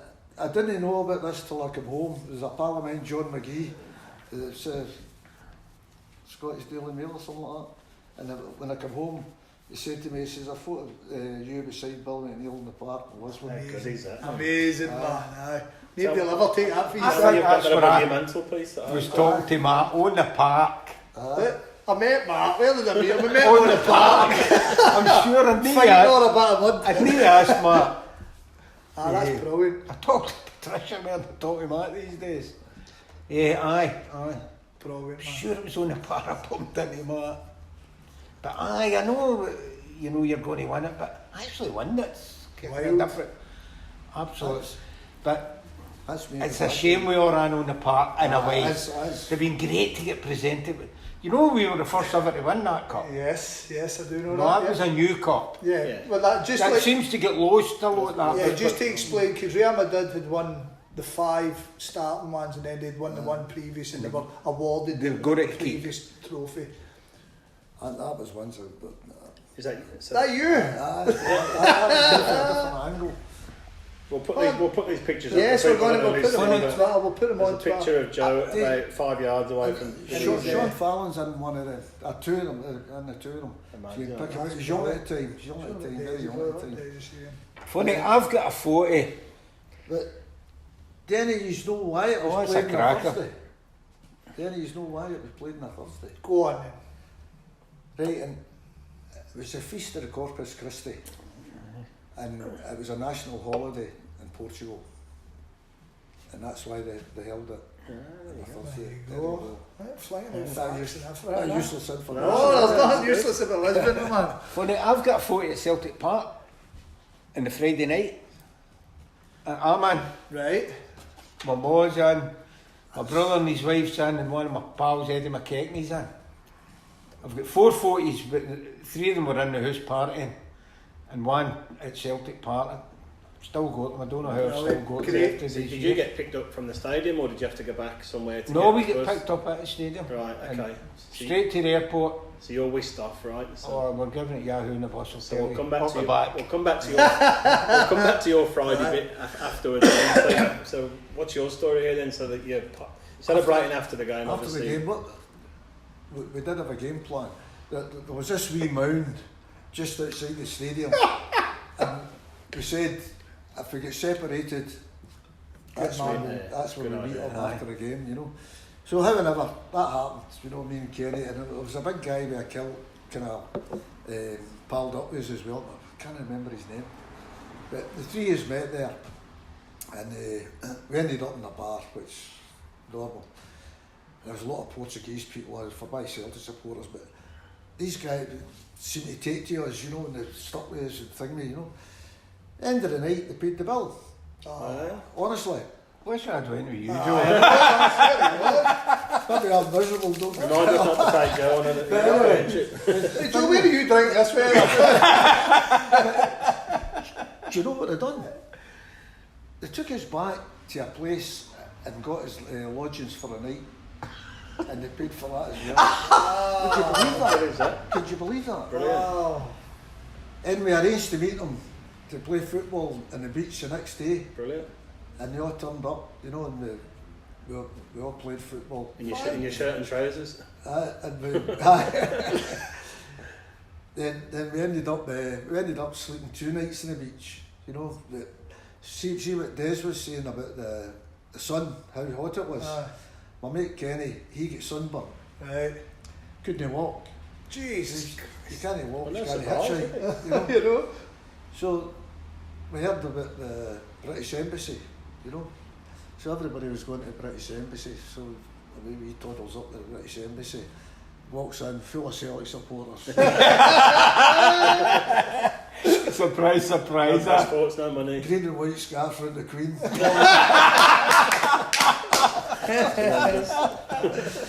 So we got there, and we ended up getting tickets back to Glasgow, and this kind of made me chuckle. It said on the tickets, Lisbon Central to Glasgow Central. Right. One ticket. One ticket. Lisbon to Central to Glasgow Central. So you get to train the whole way here? They train the whole way home. My mate couldn't walk. Aye. I don't know why I never got sunburned. And did they give you that brief bucksy? Or did you No. You're supposed to pay it back, You actually. got to pay it back. You pay it back. If I didn't pay it back, I couldn't get to Milan. Oh, Do you know what I Aye, mean? they take your passport. Aye, and impound your passport. right, over, okay. You know? We're just going to that one. It's going to give you, man. See for your memory, I think it was 27 or 28 pound. You know, a lot of money then. So-called I dive. had to pay that back by 19. I mean, that's about what I paid for my For whole the whole trip. shebang. Do you remember how much a brief was for the game? No, I think it was 7 and 6. We took up to Park Gardens to get our tickets, me and my mate Kenny, and I'm sure it was 7 and 6. So what was 7 and 6 being now? 42.5p. Again, same. Everything. For the two beds for everything. What was a plate? You seem to be a wizard with this computer. Oh, jeez. Right. This will tell you how much it is in the scooters. So if you can relate to it, Right, okay. you know. Let's see if we can still change the Scudos to. That's a dollar sign. I mean, that's worth more money in the programme. 35, was that 35 a Scudos? I would think so. I would guess that. They're a Lisbon ticket. Oh, look at it. We'll get that photoed and put up with that. I've got my programme signed and all. Right, So it's framed and all. Is it? Aye, it's in a frame. Everybody says they should get that, whatever it is, but That's look at that. The real deal. The real deal, bruh. You'll not get many of them tickets. You've got loads of programmes. You've not got a lot of tickets. So what was it? there's somebody in Kings Park with one. It's absolute pristine. So what is that saying? 35 or? 35. That'd be a Scudos. 14 pence. 14p. Aye, that'll be about right. 14p. I mean, I got my ticket on the plane. We got ours. And I mean, that's the colour and that's the real McCoy. Well, that was it. They brought that hang out recently, didn't they? You didn't need it. I remember That's there was mental. no turnstiles going into that cup final, you know. Yeah. No turnstiles, you just went round. It was a bit like a certain club going to breaking with the big hedge. It was like Lisbon match. For anyone that's not been there, it's really unique, isn't it? Because it's like going through Pollock Park and then you just come out of like an opening, and then suddenly there's a stadium right in front of you. That was it. Yeah, I remember. And you touched on it there. And there's a pro and the con. He's all go on the pitch, he's all the laugh, and the boys never got to get the trophy apart from the big King Bully. But is there any more memorable photo than Big Bully with the cup away up there? I know. I don't think so. You've kind of got that one. The rest of the boys never got to go on holiday. They go in, but him stoning with the coppers room and all that. You know, you wonder what would if they'd have got it and there'd been a medal presentation because they were handed the medals at the dinner after the game. Right, okay. I mean, it was just euphoria, wasn't it? Oh, Just- aye. I mean, I with the best will in the world, I couldn't have stopped. So I remember Eugene saying to me, says, "You're not going on the park, are you?" Eugene was a bit more sensible than me, let's say. Okay, aye. Because I looked at him as if, is he fucking serious? He's a copper, man. remember the police guys who were really funny hat. They had big buttons. Aye, that's right, yeah. And they're helping you out. The Polish just No bother. No. There was no bother whatsoever. If I arrived, my flight, Bournemouth was 62, he worked in Clyde Petermill, doing Campus Lang Road at the time. Right. And whether he dropped me off, he certainly went to work. Whether he went later, no, I couldn't say. But he dropped me off before he went to work, so my flight was definitely early doors. So I've been in Lisbon by 10:30, 11 o'clock that morning. So I'm in Lisbon all day and I've had a few sherbets and it's warm, you know. And I've had hot to eat. Who wants to eat? Wants to waste money in eating. But it's funny. But it's cheap, it's chips. It's funny you're saying about the coppers weren't bothered with all cracking and all that. Last time I went to the stadium, man, there was a wee security guy chasing me around the place. Fucking hell. But right, so we might say Desi's back in Glasgow now.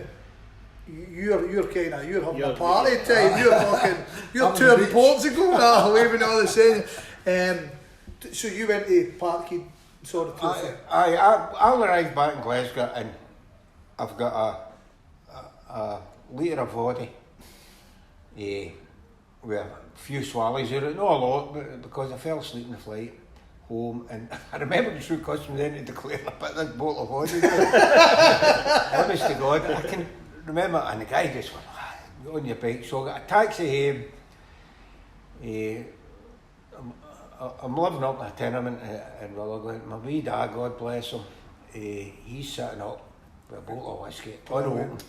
Waiting for you. Waiting for me. Oh, man. So, wanted to hear all about it, obviously. Hugging each other and amazing. Fantastic. And so we have a few bevies and we head out to Town Tavern, Scotland Over the Tavern. It's not there now, it's a factory, so I don't know what it is.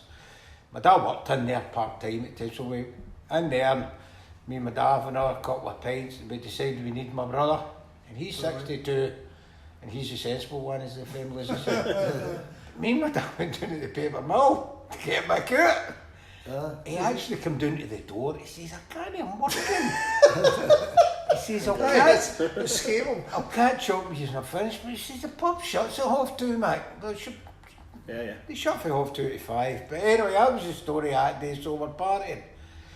And then we go out to Parkhead that night when they're bringing the big cup home. The pictures for that are unbelievable. It's fantastic. And I've got a picture of inside the park. My dad's not in it. I don't know where my dad was. But me and my brother and my brother's wife and my mother's in it. And my pal, as I said, and my cake. I envy your era. That was one of my big regrets. It was great. And the coal lorries going round with all the boys on it, and they'd gone faster and faster. And partied that whole weekend. I've got another couple of photos in the house. And I've never had so many pals in my life. Seeing the pub before you went there, the atmosphere must have been electric. That tavern was brilliant. On that Friday, Saturday, that Town Tavern was bouncing, man. That was great. And a lot of Huns were all.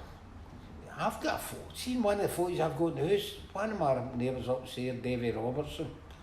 He's a blue nose. He's got a Celtic scarf and a Celtic hat, you see. In my house, because all the bevies got. Joe was telling us a story. Say there was someone with you on the trip. Aye. Tell him that one. Tell him on the way down. What was that one again? The boy that wanted to take you then to a Rangers game afterwards. Aye. Well, the thing we were playing football on the beach, and there was these two guys. One was Celtic, one was Rangers, and they said they took to me and Kenny, and they said, "Listen, do you fancy going to Nuremberg to watch Rangers in the cup final?" But a few days later it was, Kenny says, "All right, well, we'll be bloody right. I'm going to see them." No chance. That was it. I never got to answer it, You wasn't gone. I wasn't gone. Obviously, you two were at the game, but what would have been the situation back in Glasgow for people watching the game? Would it have been finding a house with a TV or whatever? Well, that had been a big issue there. Yeah, well, that's what I mean. I mean, I know what my dad, my brother, my cousin Jim, it was his house, my uncle Jimmy. They were all up in Jim Wilson's house. That's you were saying a pal of his, a pal of Scott's granda. Jim was a pal of mine and all. Well, you know Jim. So they're up in Mitchell Street, you know where Arcade is? Well, that was Mitchell Street, and up the tenements. And I can't tell if this is true, but I believe it to be true. When Celtic scored the second goal, they're on the couch like this, and it went right out our backwards with them on it. And apparently there wasn't a soul in the streets during the game, and they all headed straight into Brady's. That was a pub we all drank at that time, the Glen Bar. Right. Big Dennis, mad Celtic pub. Dennis McInerney. Dennis McInerney. So they all headed out there. So it was Yahoo all the time. I mean, it was fabulous. Best day of my life, following football. Joe mentioned San Sebastian. I had one of the best days of my life. Well, 2 or 3 days of my life in San Sebastian. We played Real Sociedad about 82, round about there. The John Aldridge I played for him at that point, wasn't it? John Aldridge, remember? He may well have done, aye. Oh, what a trip that was brilliant. I've heard that someplace. Oh, fantastic. It's a great place, San Sebastian. We landed lucky. There was a guy, he was a priest.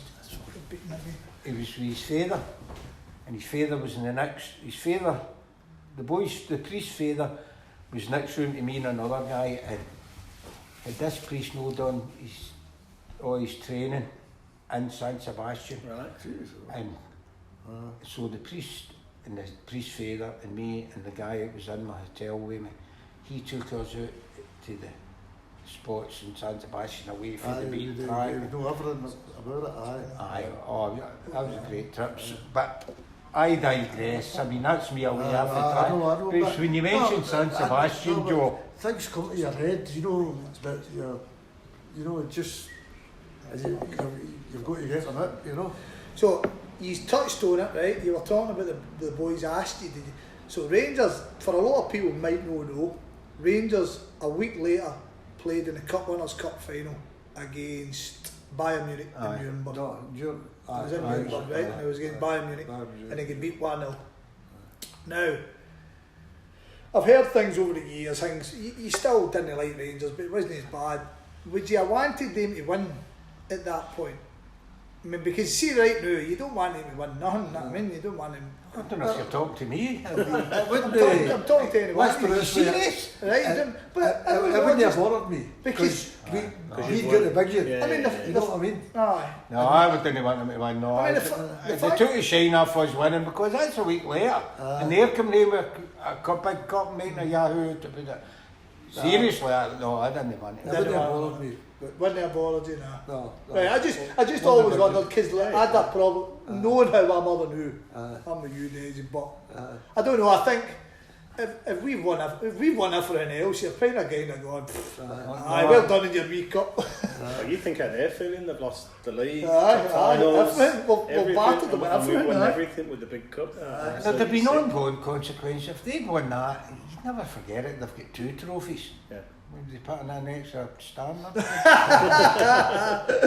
Right, must say, I never wanted to win that game. When Liam first spoke to you, Joe, and then James, and to give you a wee bit of a backstory, I said something on the Homeboys, right? I said, I don't think there's any of the Vogue boys left that went to Lisbon. I don't think. Right. And I got a message basically called me a bum. For this gentleman sitting here, right? So the initial thought was, well, we're just going to talk about Lisbon, but since we've got you both here, and since you were both there, let's push right on to Milan, right? So the following season, Celtic, come back to what we were talking about, the free draw. Celtic were paired against Dynamo Kiev. First round, pumped it. Straight out. First time it's ever happened. That's right. So it was a kind of big king, but to be honest, we've just spoke about the pros and cons of no season and all that. There's So a bit of furore about that in How Oscar. so? We weren't supposed, reigning champions, we weren't supposed to be play in that round. That's what my father said. Aye. I mean, I don't remember all the political comes and goes at the time, but we weren't supposed to play that round. I remember that now, something like That was my dad said to me, and I did. I think we drew away from home and all that. Did we lose the first game at Park Eden and draw away from home in the second leg? I'll tell you in 2 seconds, Brad. Once it kind of loads up. Thought he says we were good at these computers. Right, we'll find out in a second. That's it going, right? But I was saying to Desi, I don't know if you kind of, I never, again, you hear about these seasons and you hear about what we do and stuff like that. There's the Dynamo Kiev. Oh, there's the Dynamo Kiev versus Celtic. First game at Parkhead, 20th of September 1967, we get beat 2-1. We were 2-0 down and Bobby Lennox pulled back to 2-1. And over there, we drew 1 each. Bobby Lennox scored again. Took the lead. God, they've scored in the last kick. They've scored in the 89th minute. Jeez. Right. I remember it. We were much better in the second leg. I think there was a lot of fury about us playing that game, and I think it affected the team in the first leg. And well, big joke maybe got together. In the second leg, we were unlucky. It must have been a shock to lose that first leg after being so imperious the season before. I was shattered. I can remember this day. I was shattered. It knocked out in the first round. But I thought we were going to win it again. There wasn't this dropping into the... No. 4 different trophies. When I was looking at this, right, because I didn't want to kind of hang about in the 2 seasons in between, but I was saying to Desi on the way over, Celtic lost 4 games in the season following Lisbon. 4 games, right? We lost the second game of the season to Rangers. That was our only league defeat. We lost 1 game to Dynamo Kiev. We lost the Scottish Cup first round to Dunfermline. Good team. And then we could beat Alfred Racing Club. So we could beat 4 times in 4 different competitions. And that was it. Wild, man. Wild stuff. And then, right, so no to kind of overlook that. So we've done that year. We're all kind of disappointed that we came roaring back the next year. We do another domestic treble. The following year, we do another domestic treble. And we get to the quarterfinals of the European Cup. And we could beat Alfred Milan. Penalties. Right, any that one, or was that? Oh no, was that? Aye. These were in the Milan room. So I'm not talking about the thing. I'm talking about in the quarterfinals of the European Cup, Celtic 1969. Celtic drew nothing each. Right, so to let everybody know, we beat St Etienne. Oh, jeez, look, that's some result. St Etienne. I was in Milan. Right. So we went to AC Milan. In the 19th of February 1969, we drew nothing each. And you were in Milan for that game. I was in Milan for that. So is this your second game? Is this your second time away? Have you been anywhere else in between? No, nowhere else in between. Okay, alright. That was my second game. And what made you pick that one? Were you like near the door or something? I don't know. A pal of mine just said, want to go to Milan? And I just said, we've all got pals like that, I flew this time. Was it December? I remember it being February. February. I remember it being very cold, but they gave you a cushion on the way in to sit on, in the your seat type thing, And we're in this bar, and I remember this woman coming up to me as I found out later it was a lady of the night. She came up to me and she said, so many lira for this and so many lira for Rome. And I kept thinking to myself, she's wanting money for Rome. But I found out later it was room. Obviously didn't participate, She wasn't getting your beer money. It was just an accent, Rome. So, I mean, look at that. That was the 19th of February. Second leg was the 12th of March. And we gave 1-0 at Parkhead. 76,000. Was that the game Billy McNeil gave the ball away, stand side, and they ran up the park and scored? I think Billy McNeil did give the ball away. They gave the ball away, stand side, and they scored with it, not off it. That was very disappointing, Aye. And then, so we've won the treble that year again. Brilliant. So we're going into it next year, you're back in this, we've missed out in the quarterfinals. And then comes 69-70 season.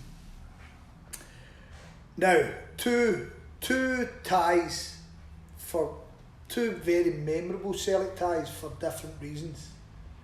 So we'll talk about, we look at that. If I'm right, we've got here in the 12th, and so we beat Basel 2-0 over the 2 legs in the first round, right? And then in November, we've beat Benfica 3-0.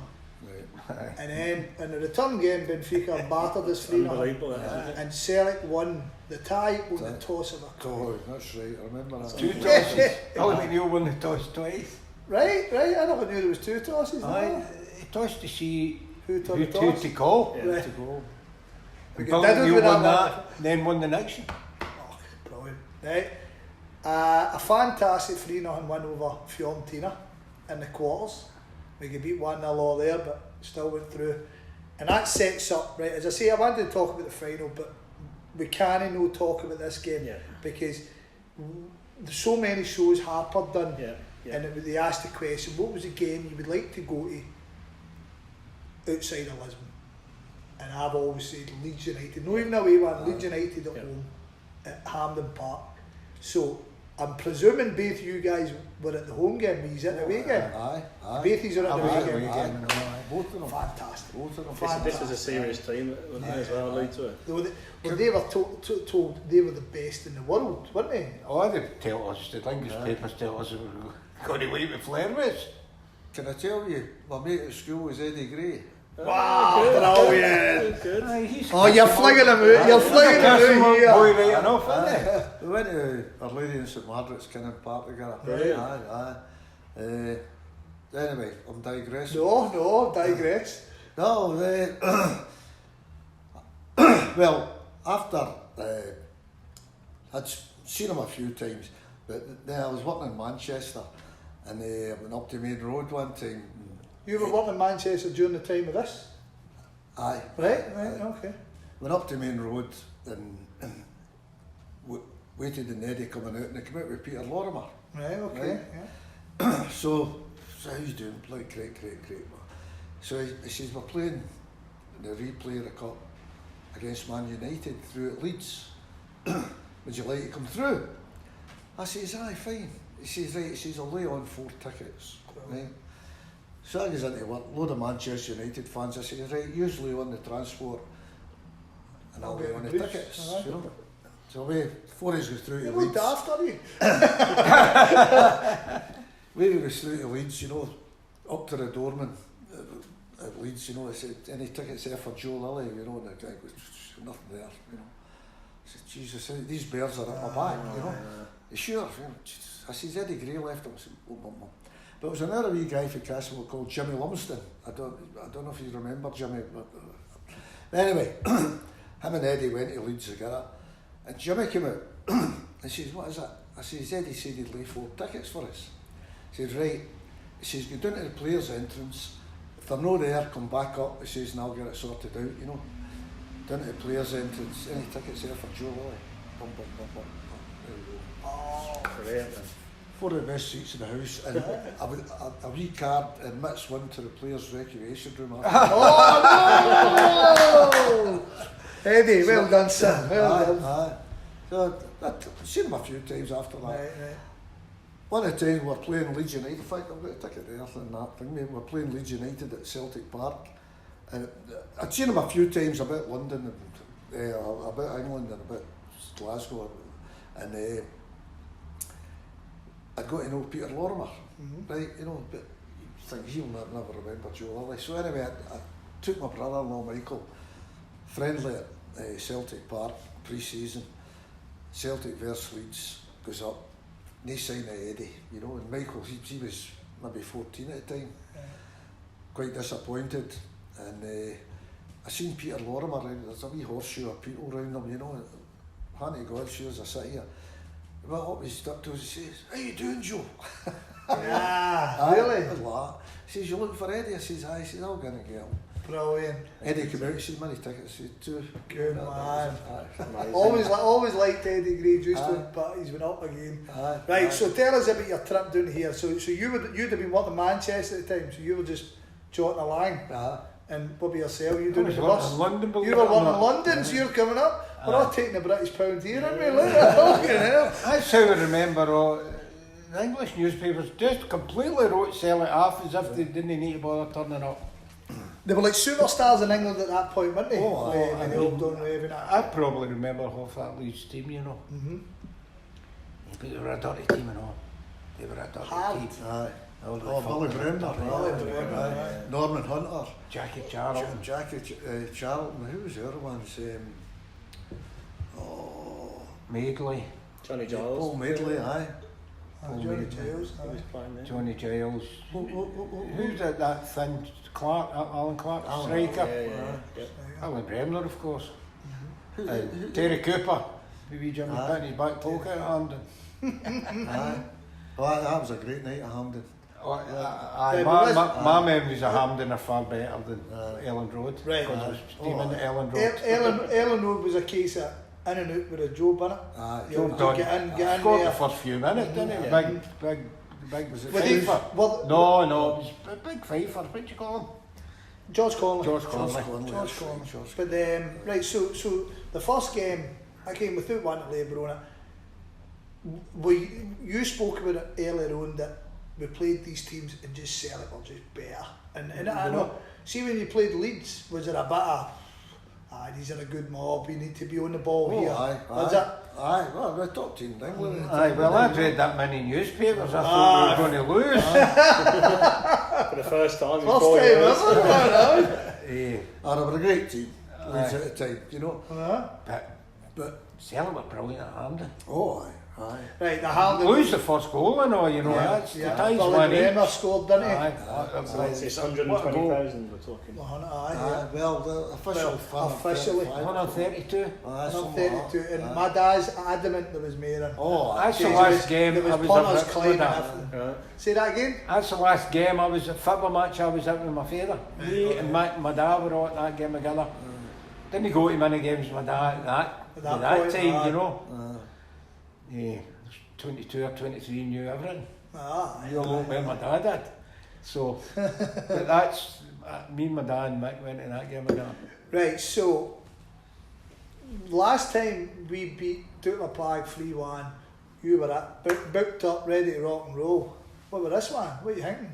You beat Leeds 1-0, you're coming to Hampden in the finals in Milan. Are you already booked up, or is that a... I didn't go to Milan. You didn't go? Right, No. sorry. Mick went. Right, okay. No, I didn't go to Milan. The 3 cup finals I've been at, I've only been at 2 of them. Right, so... Right, okay, we'll bounce that down to yourself then. I didn't book, you know, previous to it. Right, you know. okay. But it was just sort of, I'll go to the final, booked it. That was the 4 or 5 years when. Right, you know. okay. Like Des done at Lisbon, it was in and out. And you've been before, obviously, the game before, so a little bit more familiar with Milan. Aye. You know what Rome means? So are we talking this? So obviously we beat Leeds. It must have been an amazing game, amazing day. But like the way the 67 final was this Celtic elevating themselves a bit performance-wise, or just a better team, just consistently strong again? They certainly they were a better team at Elland Road as well, but at Hampden they were different class. Yeah. I think that can affect us. I mean, I thought we'd won it, and I thought we'd won the European Cup. I definitely thought, and I'm sure that seeped through to the players. Well, I'm actually pretty glad you said you weren't there, right? I thought you said you were there, but I'm pretty glad because now we can get the two perspectives. You're in the game and you're in Glasgow, right? And you're kind of, I presume the two, like you've just said it. In fact, we've won it.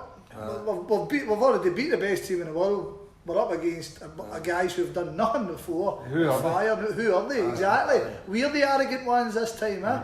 That's a fact, Scott. And you've taken the lead in the game. It's interesting because you hate to think, I would agree, we all hate to think the Celtic being the arrogant ones. We hate to see Celtic because we always like to think we're punching up the way. So being at the game and seeing it kind of unfold, was it heartbreaking or was it a case of dot the cap to them? No, it's heartbreaking. Really heartbreaking. You know, it's, the fact that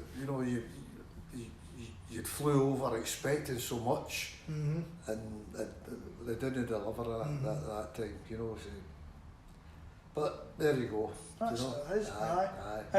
I mean, just didn't turn up on the night. Just didn't play very well. Just didn't seem to be there. You know, what was this? What was there something to do with money? There was an argument about money leading up to it, wasn't there? Well, according to the newspapers. Yeah. It's supposed to be wee Bertie that led the revolt. There used to be guys that earning buttons, and winning winning everything, not making any money in them days. And Celtic have got 100 odd. Celtic are taking the semi-final at Hampden for 130,000. That's right. I mean, So you fair dues to the boys, isn't it? But that didn't help you. Sitting on the ground. No, it shouldn't have cropped up. You know, it should never have came to that if that story's true. It should never have came to that. And in Milan before the game, was it like the same numbers or was it less numbers? Good atmosphere or just a bit more relaxed because people thought? I would say the same numbers. Same numbers again. What about them? I would guess. Sorry. What about them? They had a big support. Did they have a big support? Did they? Aye, because they're mainly Europe. Exactly, and the Dutch are known for taking a big wad anyway, aren't they? Aye. The trumpets. What you done the other night there? Did you see it? Have you seen that? What was that? The PSV fans. PSV fans. You see that? No. PSV fans. Tricolours. Oh, I saw the Celtic flag in there, and yeah. That's when my brother came home. he was effing and blinding about their trumpets. He was obviously gutted with the beat, and he was blaming their trumpets. Aye, disappointing. Says you couldn't hear a thing for them. So what was it like for you in Glasgow then? Got it, absolutely. Got it. What did you do? Watching the house? Watched it in the house. Aye, I was down in my luck financially at that point in my life. Right, so, okay. I couldn't afford to go. I wasn't in the pub, I just watched it here. But you're confident as well at this point? Oh, no doubts at all? certainty. Yeah. As I say, I really didn't know who Feyenoord were. I knew Milan were 67, but pretty confident. I thought we'd won it that night at Hampden. So did my brother, so did my dad. Most of the 132,000 that were there. And I think the Celtic team thought they'd won it that night. What was the chat from Jock after the game? Did he say similar, maybe underestimated them, or do you remember? I can't really remember much about it. It was really despondent. Because it's been just a straight line up the way, hasn't it, from the minute you come in and up the curve the whole way. I mean, it wasn't a happy trip home, I'll tell you. You know, better believe you. You just want to get home after it. That's it. We've all been there. Many times, I can tell you a wee story about Billy. The thing I'd been at functions and Billy McNeil had been there, but I'd never wanted to win with him at any time. But my granddaughter Alexis, she's started in a nursery school that Billy McNeil's son had opened, but we didn't notice it. I didn't notice at the time. My daughter, she wouldn't know any different, you know. So, however, basically my wife went to pick her up, my granddaughter all the time. But occasionally I went, you know, occasionally you would see Billy there. But this particular time I goes up and he's standing outside, you know, so it was a 1-1 first time ever. And I introduced myself and I said to him, I says, Billy, I says, I bumped into you in the park in Lisbon. I says, never did I think 39 years later when I would bump into you coming to pick up my granddaughter, you know. Amazing. So he had a wee chuckle, well, Lisbon, that was it. So then I said to him, I says, do you help out up here? He says, he says, my wife Liz, she gets to make the toast. He says, I get to take away the shitty nappies.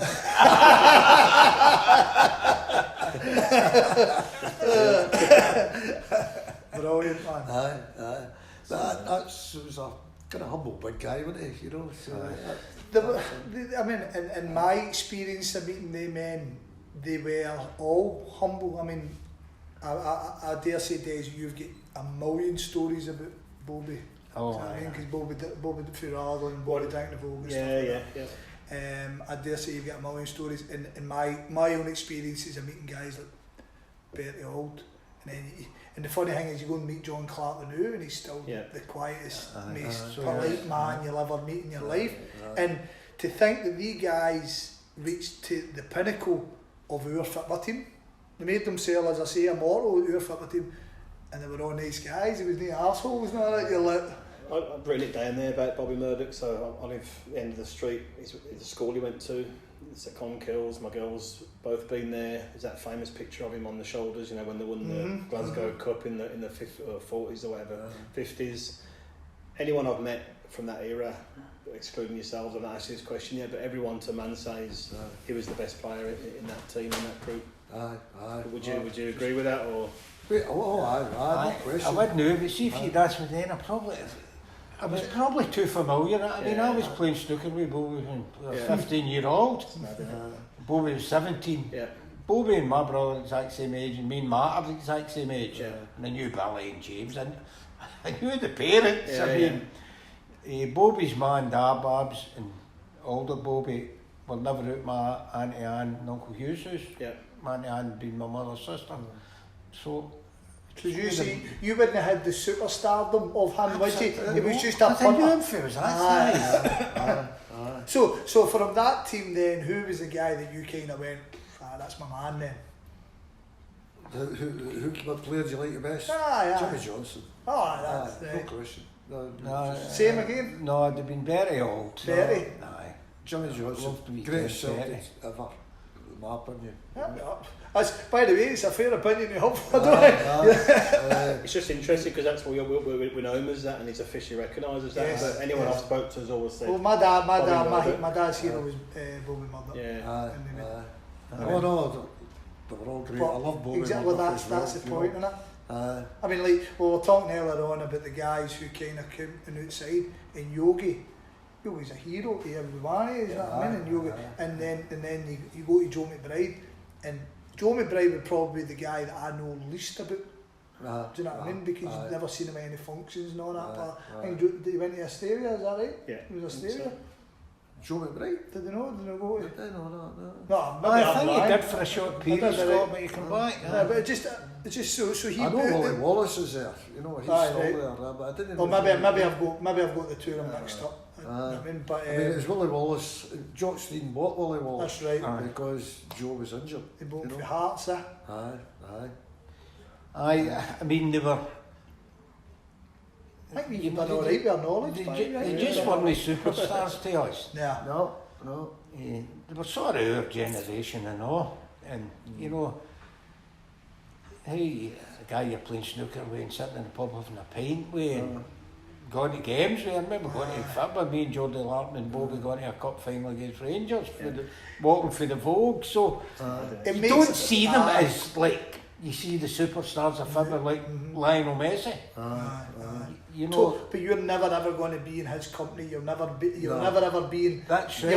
You'll never be sitting in a booze and he'll be sitting beside you just get a wee swift one. Is he? He's never going to be doing that. That's never going to happen. I mean, I went to one of these tribute nights. It was Chris Sutton, right, a good number of years ago, in Crown Plaza, I think it was, and you could get near most of the players that was there. But see Henry Larsson, there must have been about 6 security. Nobody got near him. Absolutely nobody. And I think that kind of sours things. I mean, you kind of go, just never get near him. It's even worse now. I can't get near them. I mean, the Lions, you know, I mean, when I was involved, I was the secretary of the Vogue. It was me and Jordy Larkin done fits and everything. I think you mentioned that people just want to turn up, get their tickets and go to the match. And the majority of people do, and that's what they should do, But you'd play the year dances and they bother getting players. Yes. They bother. When you think about it now. No chance. It's the hardest shit in the world. world. I think you said that when we were coming out in the car, you have a St Paddy's Day night now. Because you've no chance of getting a player. See, I've been involved with the Kano Foundation, and I've done kids dances and Christmas parties, and we've occasionally had a player, but it's not one of the main players. I'll send someone, but security guy will come with him, all timed to perfection. He gets in for 10 minutes, does his thing, and then whips straight out again. You know, it's such a different. I think coming to the end, the last few dances we had with the Vogue, we always had them out in New Orleans. That's what they were doing. Yeah. I've still got letters in the house. I've offered them to Brian Comerford when Brian was running the bus. They've Billy McNeil, Davy Haven, they were managers. You wrote to the manager asking, and then they just sent you a letter telling you to ask the player. And I've got a few letters for different players. They should really be with the Vogue. Going that long. I'll say it to the boys. It's interesting you're talking about. I remember we had a do in the Common Kills and wee Georgie. I don't know if wee Georgie would still be running the bus. I think Brian and Mikey had taken on the bus, right? So they go, obviously, we go Bertie, because wee George knows him all, so we go Bertie. Bertie's, we all know what a guy that guy was. And Bertie, and it was the, so Bertie was in and we were sitting talking, we were asking questions. Bertie and Danny McGrain, that's who it was. And we were sitting, and I think it just came after a poor season, so everybody was a wee bit down. But the wee man, he's like, right, I need to go, boys, right? And before then, see George was a wee moan, right? He used to moan at you constantly, don't be doing that. And Bertie stood there and he's like, right, before I go, everybody, hail, right? And he walked out and George stood up, shut up, everyone! He started it. Brilliant, man, brilliant. That's been amazing, isn't it? Yes. I think that'll do us, boys. Absolutely brilliant. I've thoroughly enjoyed that. Right? We could go in for a good couple of hours. We could get right through. As soon as you start talking about Celtic, easy peasy, yeah. Easy peasy. You start to remember things. So the thing for me is, you know, being from Birmingham originally, I love listening to stories about old games that people went to. You know, Jason, yourself, Harper, you know, tell great stories about all these games. And my father-in-law was in Milan for the final in '70, but he passed away just after I met my wife, so I never got to meet him. But I would have loved to. My mother-in-law would say, "You two are getting great, sitting talking about Celtic." So it's been brilliant to be able to hear the story from these guys, hasn't it? From them days. And I mean, you know, as years go on, there's less and less that are actually at Lisbon. So I think it's quite good. It gets recorded. Some stories. My mate Kenny down in London, he said, "I'd love to do a survey of how many people that was living at Lisbon still alive." Must be a very few years. Well, past. I mean, who do I know? I know Matt was there. David Jackson, God rest his soul, he died suddenly. Goodness, that'll be 2 years in November. He was there. His brother Tony was there. Tony, again, died. So, we're not getting any younger. No. You've got incredible memories. He's done absolutely brilliant, boys. Told a great story there, so thanks for your time. Gentlemen, thanks for your time, really appreciated. I appreciate you inviting us. Really enjoyed it. Really